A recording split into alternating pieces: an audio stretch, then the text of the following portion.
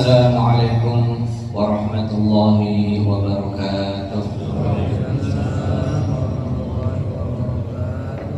Bismillahirrahmanirrahim.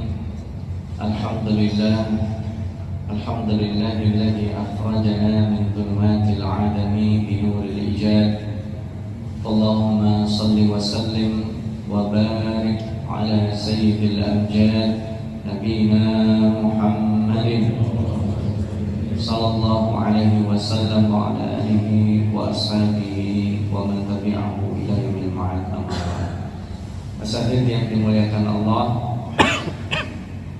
Bapak-bapak hadirin sekalian jamaah salat subuh, kita bersyukur kepada Allah pagi hari ini Allah mempertemukan kita setelah roh kita dikumpulkan kembali dengan jasad kita. Mudah-mudahan setiap nafas yang kita lalui terutama pagi ini menjadi saksi baik di hadapan Allah Subhanahu wa taala. Amin Allahumma amin. Kita doakan saudara-saudara kita yang sakit, mudah-mudahan disehatkan Allah.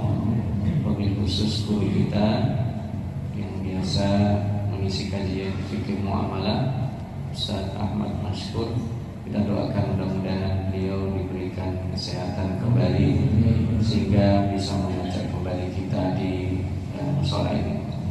Dan wabil khusus saudara-saudara kita yang beberapa hari yang lalu mendapat musibah dengan banjir yang kita saksikan luar biasa di Aceh dan Sumatera Utara khususnya, dan di tempat-tempat lainnya. Kita doakan mudah-mudahan Allah berikan jalan yang baik untuk mereka.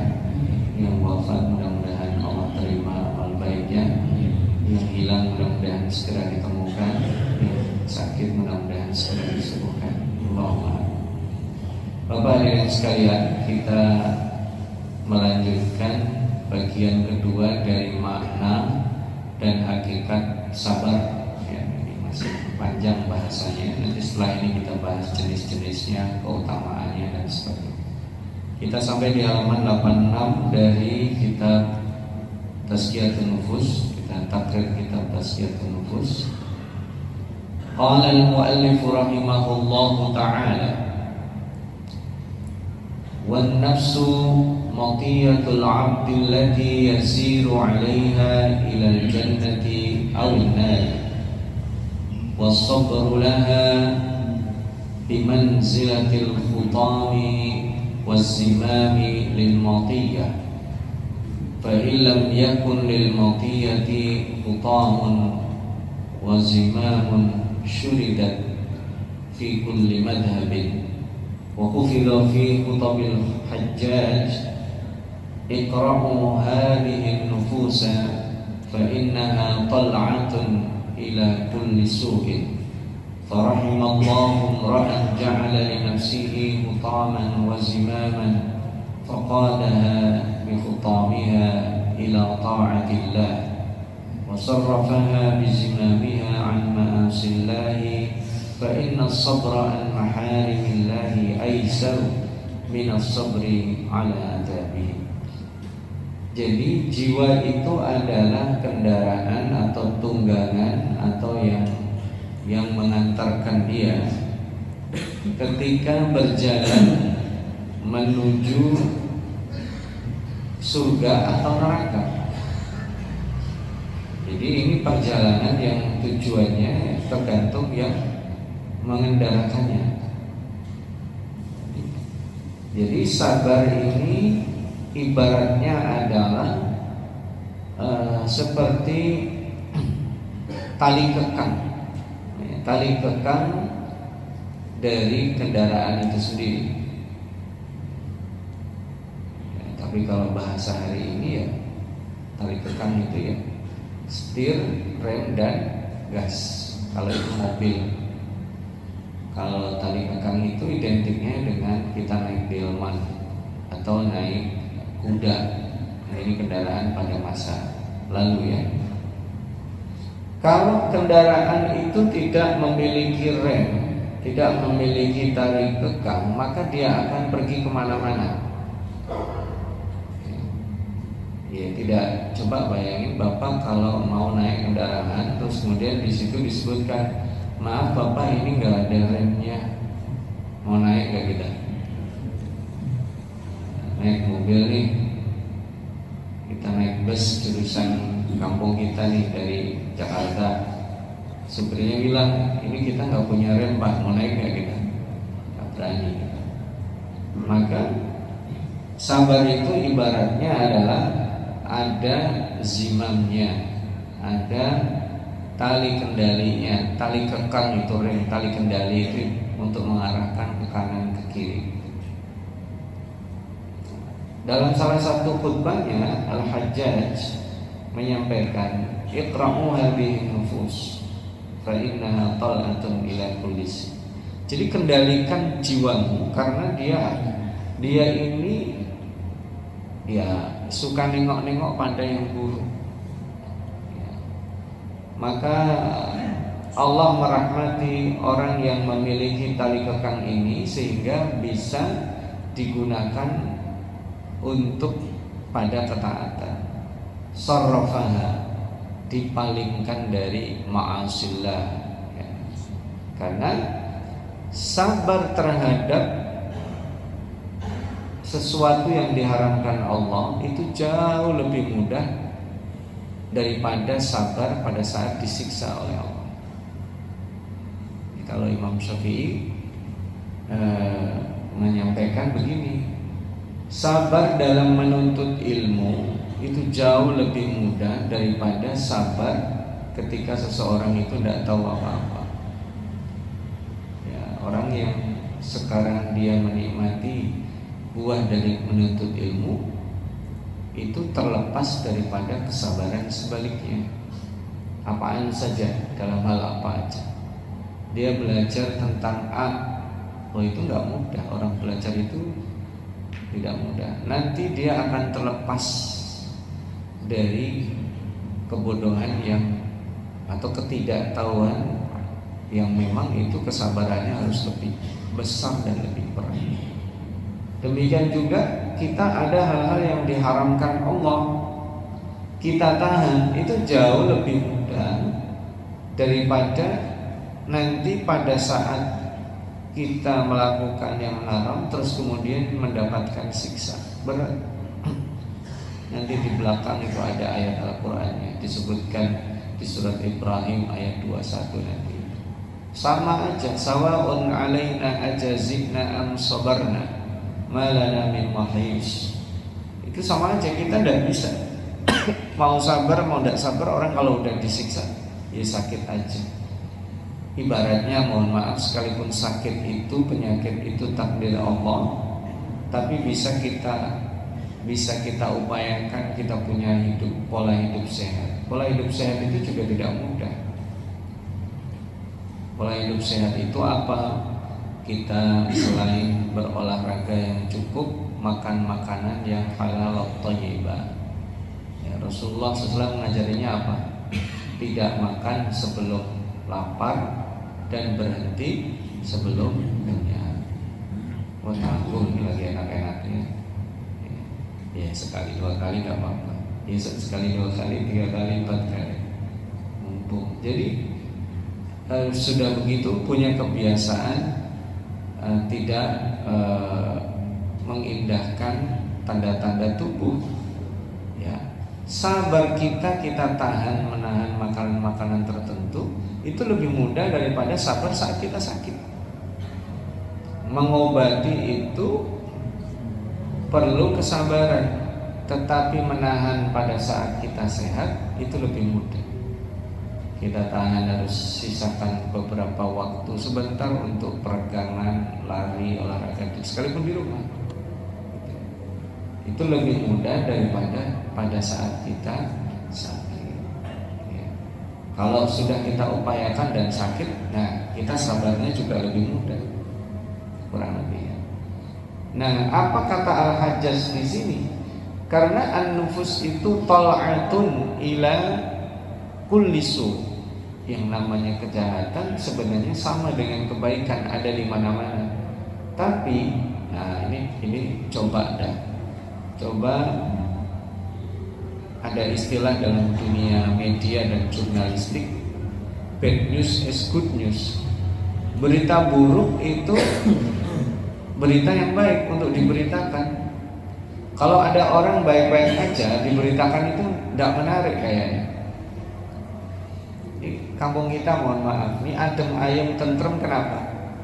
Karena baik-baik saja. Paham maksudnya? Normal-normal saja. Kalau ada yang tidak baik pasti gempar. Kenapa? Karena ada sesuatu yang tidak baik terjadi. Tubuh kita, kondisi kita ini sehat-sehat aja setiap hari, nyaman biasa aja, nggak ada geger, nggak ada apa aja. Nggak ada orang bantu, wah alhamdulillah luar biasa hari ini saya sehat, nggak ada itu. Tapi begitu dia sakit atau ada musibah, itu baru. Karena itu yang disebut dengan tol'ah, kaget atau suka pada hal-hal yang sebenarnya tidak lazim ya umumnya. Tidak hanya tidak baik, tidak lazim. Sesuatu yang tidak lazim atau tidak ma'ruf, tidak dianggap baik, tidak dianggap makluf yang biasa di tempat itu pasti mengundang ya, mengundang untuk dilihat, untuk dibicarakan. Maka jiwa kita ini kalau tidak ditahan maka akan kemana-mana.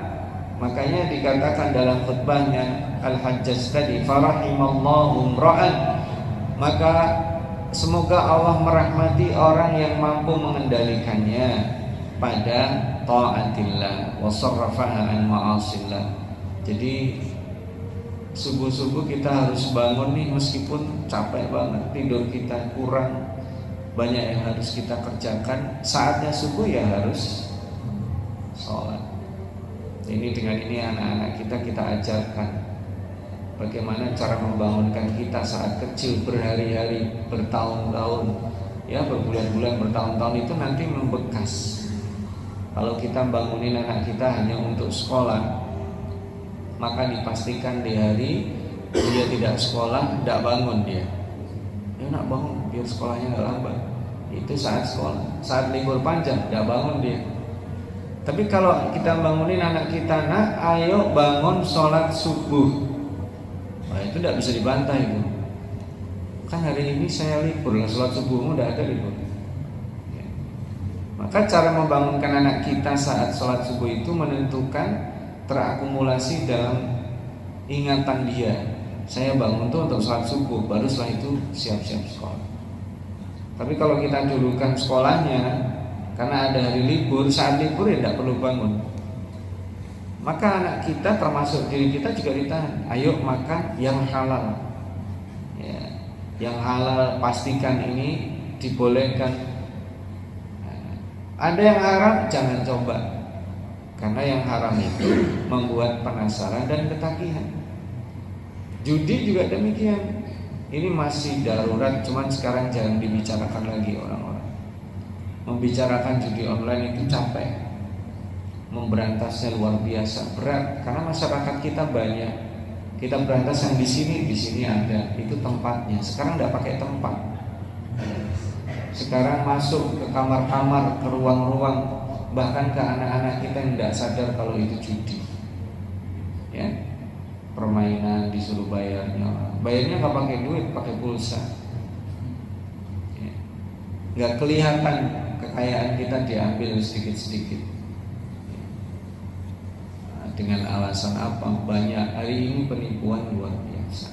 Nah, kita kalau sabar untuk mengetahui cara-cara mereka satu-satu, sehingga kita teramankan, terkendalikan, tidak menuruti tipuan mereka, itu lebih baik daripada kita santai aja ngalir. Ternyata kita ketipu, itu lebih sakit. Sabar pada saat ditipu dengan sabar pada saat kita mengantisipasi, itu beda. Ya. Makanya kemudian disebutkan di sini wan nafsu laha quwwatan. Di dalam jiwa itu terdapat dua kekuatan. Quwwatul iqdami wa quwwatul ihjami. Kekuatan kemampuan untuk maju terus itu ke depan, dan kekuatan untuk menahan. Nah ini kalau dalam bahasa kita sehari-hari, di dalam jiwa kita ini ada gas, ada rem. Ada apa? Ngegas dan rem. Ini sama kami di Dewan Pengawas Syariah, di lembaga keuangan syariah atau di lembaga zakat. Itu kenapa ada? Karena kita ini ibaratnya rem. Kalau direktur, direksi, jajaran manajemen, BOD-nya itu board of mereka yang memimpin itu mereka adalah gas. Sebuah lembaga akan maju kalau ngegas. Tapi hati-hati, kalau pimpinannya ngegas, dia juga harus pastikan remnya bagus. Coba bayangkan kalau naik kendaraan nih Pak, remnya nggak bagus, berani nggak kita kencang?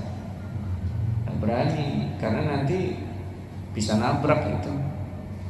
Tapi kalau kita pastikan, kita cek, oh remnya masih bagus, dicek pakem, berani dia bermanuver gitu, karena nanti saat dituntut berhenti dia juga bisa berhenti. Makanya dalam sebuah lembaga, organisasi, kalau ada orang yang ngegas dan ada orang yang rem, itu akan bagus. Ya, tapi kalau jalannya ya nggak usah, kita yang penting pelan-pelan asal selamat, kan ada begitu. Pelan-pelan asal selamat itu sebenarnya menyesatkan juga. Ya kalau kita pelan-pelan asal selamat nggak sampai-sampai kita. Kita ini perlu ngegas dan perlu dipastikan ada remnya. Nah maka di dalam jiwa kita ini ada yang disebut dengan tadi ya, quwwatul iqdami wa quwwatul ihjami. Ada kekuatan ke depan, itu yang disebut gas. Ada kekuatan al-ihjam, menahan, disebut dengan rem. Fa haqiqatus sabri ay yaj'ala quwwatal iqdami masrufatun ila ma yanfa'uhu. Maka hakikat sabar itu adalah menjadikan kekuatan iqdam, kekuatan ngegas pada yang bermanfaat.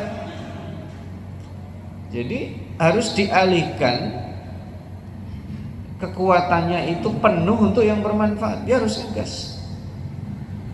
Ya, apa nih yang bermanfaat? Oke, saya full support. Kalau untuk kemanfaatan harus digas. Ya, maka kalau kita tahu nih, mohon maaf, bulan-bulan November, Desember itu misalnya bulan evaluasi, bukan evaluasi, anggaran mau dibalikin itu. Ya, akhirnya, ayo program ini berlomba-lomba, akibatnya numpuk, kalian di mana-mana, ya kan? Karena anggarannya masih ada sisa-sisa anggaran di 2025. Ayo kita buat lagi kegiatan. Kalau tidak terencana dan akhirnya asal-asalan, ya gak bagus. Quwwatul iqdam ini digunakan untuk berani mengambil keputusan. Ya, nanti ini juga akan kelihatan seseorang yang biasa dengan, kalau dalam bahasa manajemen disebut dengan risk taker, seorang pengambil risiko. Kita kalau hidupnya saya gini-gini aja, ya akan begitu-begitu saja. Kita ini kalau tahu kita punya potensi, kita akan berani ambil risiko. Ambil risiko itu bukan risikonya diambil, tapi ini ada kemungkinan ada risikonya. Padahal sebenarnya setiap pilihan dari hidup kita itu punya risiko. Saya ambil contoh nih Bapak hadirin sekalian. Dalam hidup berkeluarga kita punya risiko. Misal nih, kita punya istri ya. Kita mau misalnya diskusi sama istri kita, saya mau kerja, izin kerja, istrinya izin kerja. Kita sebagai suami pasti punya pilihan. Selain kita juga ngasih masukan, dan zaman hari ini tidak memaksa tetapi memberikan pandangan. Kalau misalnya istri kita bekerja, ada keuntungannya, ada konsekuensi lainnya. Istri kita di rumah dan tidak bekerja, itu juga sama, ada keuntungannya, ada konsekuensinya. Nah, pilihan-pilihan itu jarang kita, selain kalkulasi, jarang kita imbangi dengan tadi kekuatan iqdam dan kekuatan al-ihjam. Kalau kita ingin istri kita di rumah taat sama kita, ngurusi keluarga dengan baik, ya harus siap, kita akan full menjadi tempat bergantung secara dalam tanda kutip duniawinya. Kita harus cukupi semua kebutuhannya. Sanggup nggak kita? Udahlah, nggak usah kerja, saya cukupi semuanya. Jangan sampai nanti pada saat sedikit-sedikit diminta kita dan sebagainya, kita tidak siap. Loh, itu konsekuensinya. Ini gambarannya diantaranya. Kalau kemudian keputusannya kita ambil, kita izinkan istri kita bekerja misalnya, atau berkarir misalnya, sama juga. Nanti ada konsekuensi bagian diri kita yang mungkin kita merasa kok saya diabaikan, tidak diurusi anak-anak ini dan sebagainya. Itu konsekuensinya juga. Sehingga nanti kita memahami itu baru dalam kehidupan kita di dalam rumah tangga. Sama nanti juga anak saya sekolah di mana. Nah, itu juga ada konsekuensinya. Anak saya sekolah di sini, konsekuensinya juga ada konsekuensi SPP-nya, ada konsekuensi gurunya, ada konsekuensi sarananya, yang kadang sebagian kita menilai dari sisi materinya. Ya. Ada misalnya, ini sekolahnya bagus sih, cuman jauh dari rumah. Dia nganter siapa? Misalnya. Ada ini sih sebenarnya nggak jelek, bagus juga, tapi dekat. Nah, ini saya ambil. Oh, ini bagus tapi mahal, saya nggak sanggup sih. Dia paksakan, oh ngos-ngosan nanti jadi. Oh, saya sekolah yang di sini. Nah, ini kan masing-masing pertimbangan. Sama nanti ketika anak-anak kita nikahkan, kalau yang perempuan, atau anak-anak laki-laki kita menikah, itu juga sama pertimbangan kita kepada mereka. Itu yang disebut dengan sabar. Sabar itu dalam segala aspek kehidupan. Quwwatul iqdam wa quwwatul ihjam. Kalau ingat dua itu mah orang berani berjalan. Kalau orang yang takut tidak akan bisa. Kita ini Pak, kalau naik sepeda, naik motor atau naik mobil, yang kita injak kencang remnya, jalan nggak? Nggak jalan. Kita harus lepas tuh remnya. Jalan. Tapi rem ini kita tahu pakem kapan kita nginjaknya. Ya sama aja.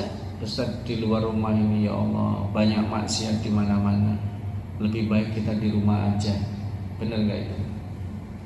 Banyak fitnah sekarang, lebih baik kita di rumah aja. Nggak usah kerja. Nanti kalau rezekinya Allah datang ya datang. Bisa kayak begitu hidup? Ya nggak bisa.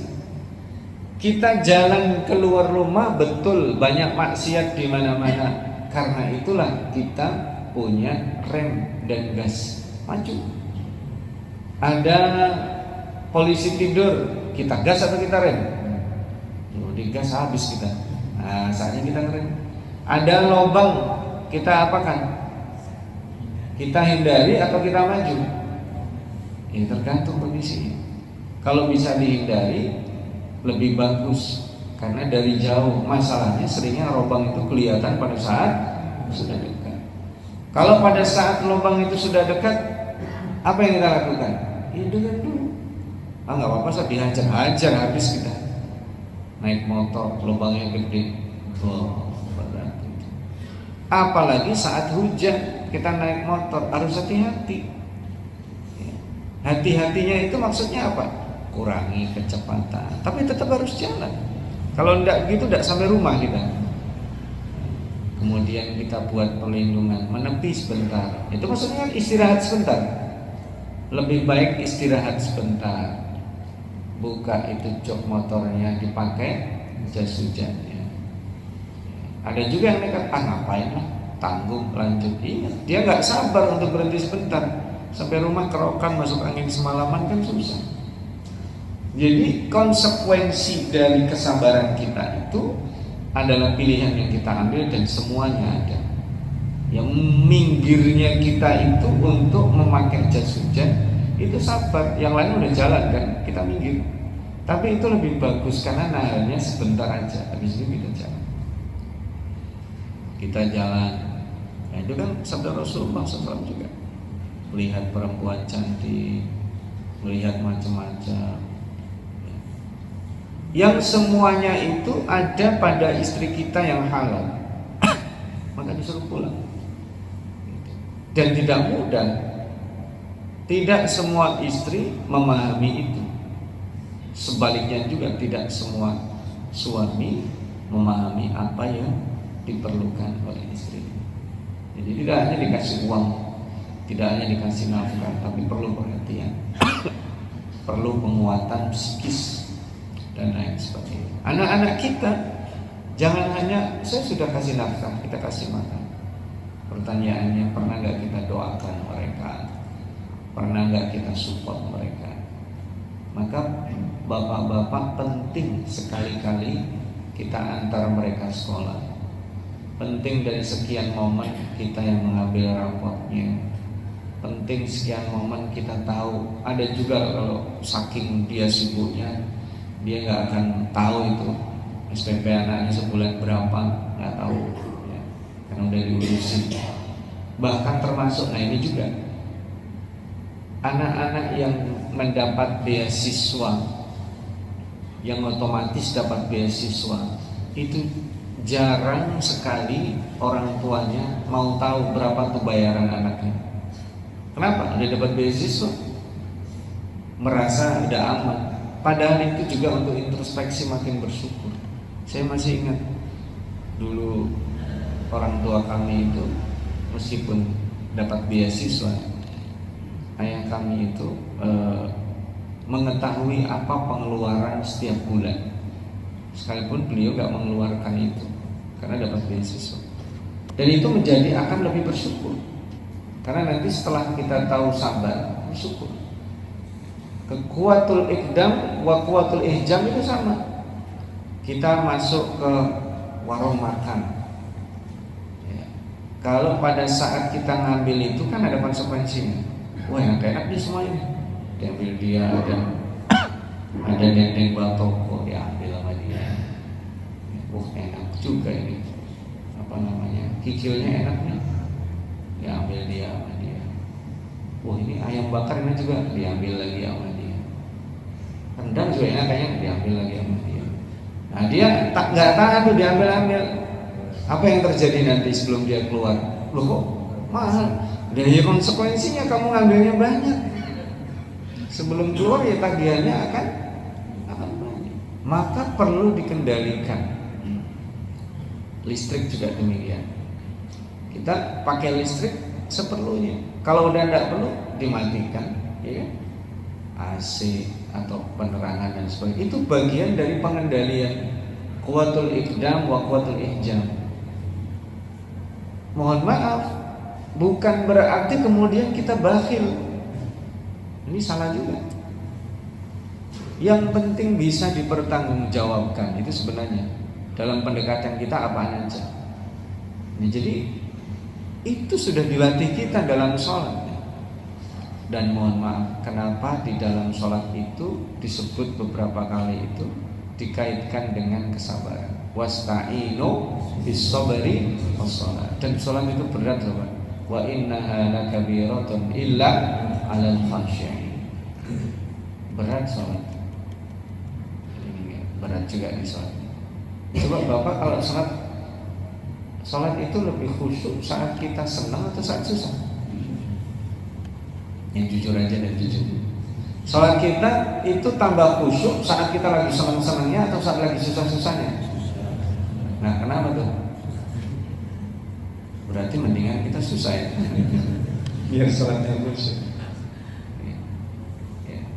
Dan itu betul, saat kita khusyuk, saat kita sabar, itu sholatnya khusyuk. Nah, kenapa? Karena kita memang selain rukun-rukun bacaannya kita baca penuh. Coba bayangkan, kita duitnya banyak, apaan aja bisa, sibuk. Nah orang kayak gini sholatnya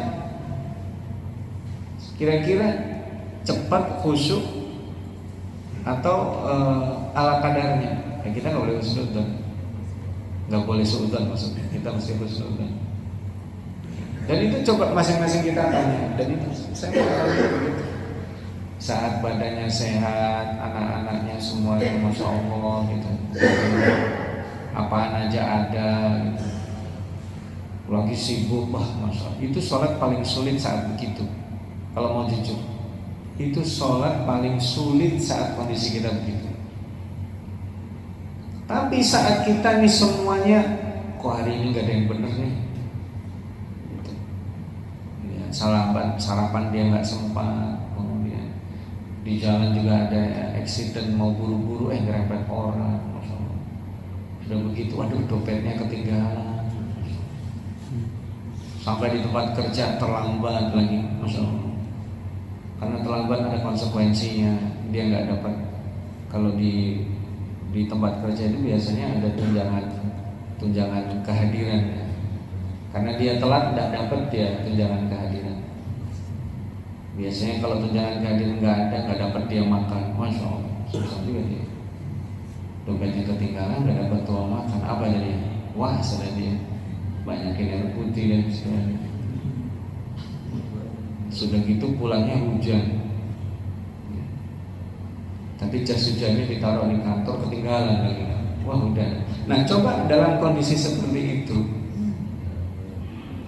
dengan bandingkan kondisi kita yang pertama, kalau pas sholat mana lebih khusyuk? Manusia umumnya dia baru merasa perlu kembali kepada Allah saat dia tadi itu. Maka nanti jenis-jenis sabar itu kenapa identik dengan hal-hal yang tidak baik, itu nanti kita bahas pada jenis-jenis sabar. Wa quwwatul ihjami imsakan amma yadurruhu, dan kekuatan menahan itu maksudnya adalah menahan dari yang membahayakannya. Ya, kalau yang membahayakan kita harus tahan, jangan sampai itu menimpa kita. Wa minan nasi man yasbiru ala qiyamil laili wa masyaqqatis siyam. Dicontohkan ada orang yang sabar ya qiyamul lail, enggak mudah qiyamul lail. Masyaqqatis siyam, ada orang yang sabar saat masyaqqah siyam. Karena puasa itu tidak mudah. Ya kalau puasa Ramadan mau enggak mau, suka enggak suka. Sekarang puasa sunnah. Mohon maaf kalau kita udah lama nggak puasa sunnah, kayaknya perlu, karena itu ada latihan kesabaran juga, latihan menahan. Menahan itu bukan karena terpaksa. Kalau terpaksa mah itu gampang. Saya sabar Ustaz, orang lain pada ganti HP saya nggak ganti, orang lain pada makan enak saya makan yang begini aja. Kenapa sabar? Nggak ada duitnya. Itu mah bukan sabar, itu mah pilihan, bukan pilihan, itu mah memang terpaksa dijalani. Sabar itu saat Bapak punya duit banyak, ya kan, banyak, bisa beli ini, beli ini, beli ini, beli ini. Ibaratnya kalau masuk ke tempat manapun belinya nggak pakai mikir, nah, ibaratnya tuh. Tapi yang namanya sabar ya dia beli secukupnya, padahal dia sanggup. Itu sabar yang lebih bagus dibanding dengan ya tak ada pilihan. Orang kalau nggak ada pilihan ya mau nggak mau dia harus sabar. Sabar terhadap kondisi itu beda dengan sabar saat orang punya pilihan. Dia punya pilihan mau zina atau mau nikah. Dia pilih nikah karena tanggung jawab. Tapi kesenangan dia, foya-foya, hura-hura, dia tahu konsekuensinya, diharamkan Allah dan seterusnya. Beda dia. Maka itu sabar terhadap masyaqqatut ta'ah, berat pada saat menjalankan ketaatan. Dia sabar pada saat itu, tapi ada di antara orang wala yasbiru ala nadratin muharramah. Dia tidak sabar untuk melihat yang haram. Ini jujur ya, terutama laki-laki. Mohon maaf kalau mau jujur nih. Ada perempuan cantik, seksi lewat depan kita. Gimana coba? Kan kita tahan, ini nggak dilihat saya, belum tentu ada yang lewat lagi. Ya itu makanya saat kita sabar, saat qiyamul lail udah sabar nih, sholat udah saya. Untuk beginian, ada yang sabar, ada yang tidak, Pak, tidak mudah.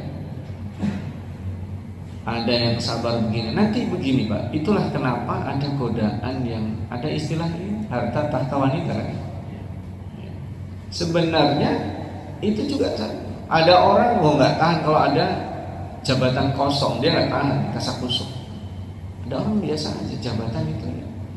Kalau takdirnya kita berusaha, kita layak, kita dapatkan. Kalau enggak ya santai aja. Tapi ada orang yang memang dia bernafsu untuk itu. Nauzubillah min dzalik. Wa minhum man yasbiru 'ala an-nazar wal iltifati ila as-suwar wa la sabara lahu 'ala al-amri bil ma'ruf wan nahyi 'anil munkar wal jihad. Ada orang sabar, betul, dia enggak melihat tadi ngelirik, melihat yang haram dan juga ini sama ya, wan nazar atau iltifat ila suwar pada gambar yang tidak baik. Tapi dia tidak sabar, tidak melakukan amar ma'ruf dan nahi munkar. Udah, gak usah ikut-ikutan. Penting mah kita bisa sholat. Nah, ini juga menipu, mohon maaf Bapak. Yang penting kita bisa sholat, anak istri kita udah oke, gaji kita jalan, udah santai aja dah. Gak usah dipikirin orang-orang yang nebangin utang, biarin aja. Akibatnya terjadi sekarang. Banjir di Aceh dan di Sumatera bisa kita pungkiri atau kita anggap sebagai bencana alam biasa. Tapi yang Allah kirimkan melalui banjir itu terbuka belalak mata kita. Itu kerusakan yang dibuat oleh orang-orang zalim. Bapak kalau lihat itu ya, dibicarakan di mana-mana, yang dibawa banjir itu kan biasanya ya kayak kita biasa banjir gitu. Tapi ini yang dibawa air turun ke bawah dengan deras itu adalah kayu-kayu gelondongan. Apalagi kalau kayu-kayu gelondongannya itu kelihatan tuh potongannya halus. Emang itu yang motong jin apa ya? Siapa yang membuat kerusakan? Saling lempar mereka. Tapi Allah buka aib-aib sebagian kita. Jadi kerusakan itu ditimbulkan oleh jiwa-jiwa yang serakah. Kalau Bapak masih ingat pertanyaan kita pekan lalu ya, ada sebagian orang di negeri kita itu yang masih mikir hari ini kita makan apa. Itu belum sejahtera orang. Rata-rata penduduk di negara kita masih begitu. Ada orang-orang yang sudah mengatakan hari ini kita makan di mana. Ya. Kalau dia tidak qanaah, nanti pertanyaannya nomor 3, jadi hari ini kita makan siapa? Itulah orang-orang yang menyebabkan hutan-hutan itu menjadi digunduli dan mengakibatkan musibah. Wakila as-sabru syaja'atun nafsi. Sabar itu adalah keberanian. Wa min huna akhadal qailu qailan asy-syaja'atu sabru sa'. Nah, keberanian itu sabar 1 jam. Was-sabru wal jad'u diddan. Sabar dan mengeluh itu berlawanan. Kama akhbar subhanahu wa ta'ala an ahli nar, seperti yang disampaikan Allah di dalam surat Ibrahim tentang penduduk neraka ketika mereka mengeluh. Sawa'un 'alaina ajazi'na am sabarna ma lana min mahis. Sama ini kita mau tidak ngeluh atau mau mengeluh, jazina itu mengeluh. Mau kita mengeluh atau sabar tidak mengeluh, sama aja. Malana min mahis. Itu pun juga terjadi ya. Saat ada musibah, kita mau ngamuk-ngamuk, mau tenang, ini sama aja. Ya, saat ada hal yang tidak baik, kita mau panik atau mau biasa, itu sama aja udah terjadi. Yang diperlukan adalah segera respon cepat. Ya, maka itu latihan disebut dengan sabar. Nah, maka kalau kita ingat di pelajaran terakhir tentang hakikat sabar, itu 2 tadi itu Bapak hadirin sekalian, quwwatul iqdami wa quwwatul ihjami. Kekuatan kita adalah saat kita berani maju melangkah, tapi sambil memastikan kita bisa ngerem, berhenti. Kita kapan saatnya lari, kapan saatnya jalan santai, kapan saatnya berhenti. Kalau kita tahu, itulah hidup kita. Jadi kita ini mesti ngegas Pak. Kalau nggak ngegas nggak akan jalan. Di lembaga juga begitu. Ada yang kencang. Dan itu siapa yang mengambil keputusan kita jalan terus? Ya pimpinannya, ya, board of directornya. Jadi pimpinan manajemennya ini harus berani ngegas. Tadi yang saya ibaratkan di lembaga keuangan syariah atau lembaga zakat, dewan syariahnya dia rem. Yang kacau itu kalau BOD-nya ngegas, dewan syariahnya ngegas juga. Habis dia nggak ada yang ngerem, nabrak akhirnya. Saat ini apa? Halal, sikat aja. Yang ini, itu juga halal. Yang ini halal, loh nggak ada yang haram, nggak ada yang haram. Di sini halal semua. Nah, itu nanti rusak. Jadi harus ada yang ngegas, harus ada yang ngerem. Oh yang ini jangan, ini nabrak, haram. Yang ini, oh ini boleh. Ini haram, jalannya halal ke sini. Jadi kita tahu di tengah rumah tangga kita juga begitu. Ini yang boleh nih. Ya, tapi anak saya nggak makan, nggak minum. Ya cari lain. Ini yang halal, ambil. Ini yang haram, oh jangan. Gitu. Dalam setiap hidup kita akan selalu begitu. Al halalu bayyinun, wal haramu bayyinun, wa bainahuma umurun mushtabihat. Nah yang syubhat ini kita perlu ilmu tambahan, karena itu jebakan. Kalau kita sering berada di wilayah perbatasan antara halal dan haram, suatu ketika ditakutkan kita terjatuh. Orang yang sering di perbatasan, ini ada jurang, ini kita di perbatasan, ini probabilitas atau kemungkinan jatuhnya lebih besar dibanding yang agak ke tengah. Ya, kita naruh gelas di pinggir, kemungkinan jatuhnya ada nggak? Ada, lebih besar daripada naruh gelasnya di tengah, senggol orang. Nah itulah, jangan sering-sering memposisikan kita berada di syubhat. Mungkin kita sampai di sini dulu. Insya Allah nanti kita akan sambung pada macam-macam sabar dengan ta'alluq-ta'alluqnya, apa yang akan berkonsekuensi. Mudah-mudahan Allah jadikan kita sebagai hamba-hambanya yang bersabar. Termasuk kita doakan saudara kita yang khususnya yang musibah yang baru terjadi beberapa hari ini di Aceh, di Tapanuli, Sumatera Utara, sebagian Sumatera Barat dan di tempat-tempat lain dalam skala yang besar yang kita lihat. Sebagian kami punya mahasiswa, punya murid-murid yang memberikan kabar hingga hari ini sebagian saudaranya belum ketemu, ya. Ada yang sudah bertemu tapi sedang berada di tempat lain, ada yang sudah ditemukan berada di rumah sakit, ada yang sudah ditemukan meninggal dunia. Semua kita doakan mudah-mudahan Allah berikan mereka kesabaran, Allah gantikan dengan kebaikan, dan kita juga doakan saudara-saudara kita di Palestina, mudah-mudahan mereka diberikan kekuatan untuk melawan penjajahan, diakhiri penjajahan yang tidak baik dan orang-orang yang